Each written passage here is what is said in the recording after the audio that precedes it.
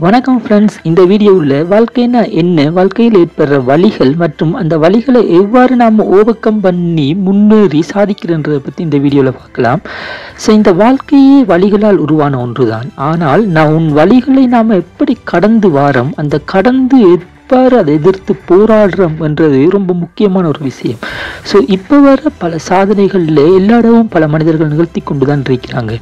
ஆனால் இங்கு நமக்கு தெரியாத ஒரு விஷயம், அவங்க எந்த அளவுக்கு அவங்களோட வழிகளில் ஓவர்கம் பண்ணி அவங்களோட வாழ்க்கையை ஜெயிச்சிருக்காங்கன்றது தான். ஸோ வெளியே இருந்து பார்க்குற நமக்கு அவங்க ஏதோ லக்கில் ஜெயிச்சிட்டாங்க அல்லது ஃபேமிலி பேக்ரவுண்ட் ஒரு ஃபேமிலி சப்போர்ட்டால் ஜெயிச்சிட்டாங்கன்னு நாம் நினைப்போம். ஆனால் அவனவன் கடந்து வந்த பாதை, அவர்கள் போட்ட கடின உழைப்பு, அவர்கள் பட்ட அவமானங்கள், அந்த அவமானங்களை எதிர்த்து அவன் போராடிய அந்த நாட்கள் எல்லாமே வெளியே இருந்து பார்க்குற நமக்கு ஒருபோதும் தெரிய போகிறதில்லை. நாம் ஈஸியாக சொல்லிவிடுவோம் எல்லாரும் சிம்பிளாக தான் ஜெயிக்கிறாங்கன்றது. ஆனால் அது உண்மை கிடையாது.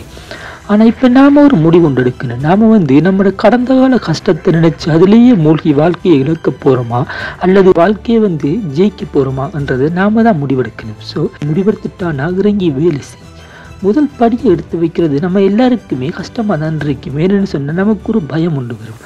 அந்த பயம் என்ன சொல்லுமென்னு சொன்னால், என்னால் முடியாது, என்னால் சாதிக்க முடியாது என்றது ஒன்று சொல்லிக்கொண்டே இருக்கும். ஏனென்று சொன்னால் நமக்கு பயம். அதுக்கு காரணம் கடந்த கால வழிகளுக்குள்ளேயே நாம் சிக்கி சின்ன பின்னமாகி கொண்டிருக்கிறது. ஆனால் இப்போ நீ ஜெயிக்க போறீ என்று சொன்னால் இந்த செகண்ட் நீ என்ன செய்யணும்ன்றதை நீ தான் முடிவெடுக்கணும். ஸோ அதுக்காக எப்படி இறங்கி வேலை செய்யப்படுறா என்றதை முடிவெடு. ஸோ ஃபர்ஸ்ட் முதல் அடியை எடுத்து வை. தயங்கவே தயங்காதே. வா, எழுந்து நின்று போராடி பழகு.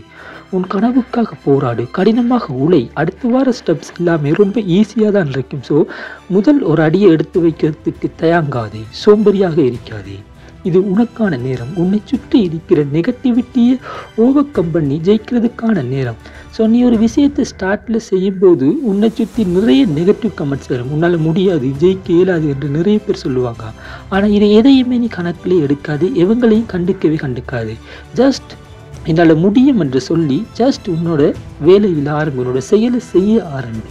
ஸோ உன்னை சுற்றி இருக்கிற எல்லா நெகட்டிவிட்டியும் நீ செய்கிற செயல்லையே ஓவர்கம் ஆகி ஒரு பாசிட்டிவான ஒரு மைண்ட் செட் உன்னை சுற்றி வளரும்.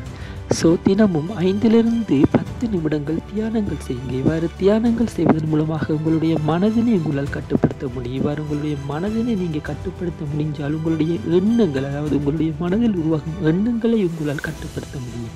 ஸோ உங்களுக்குள்ள ஒரு நல்ல எண்ணங்கள் என்று ஒன்று உருவாகும். ஸோ இந்த நல்ல எண்ணங்களை வெளியேறிக்கிற 4-5 மனிதர்களிடம் ஷேர் பண்ண ஆரம்பிங்க. ஸோ இவ்வாறு பிறரிடம் எண்ணங்களை ஷேர் பண்ணுவதன் மூலமாக உங்களுக்கே ஒற்ற எண்ணம் கொண்ட மற்றவங்களை நீங்கள் கவர்ந்தளிப்பீங்க. இதன் மூலமாக உங்களை சுற்றி ஒரு positive energy and positive thoughts இருக்கிற மக்களை உருவாக்கி கொள்ள முடியும்.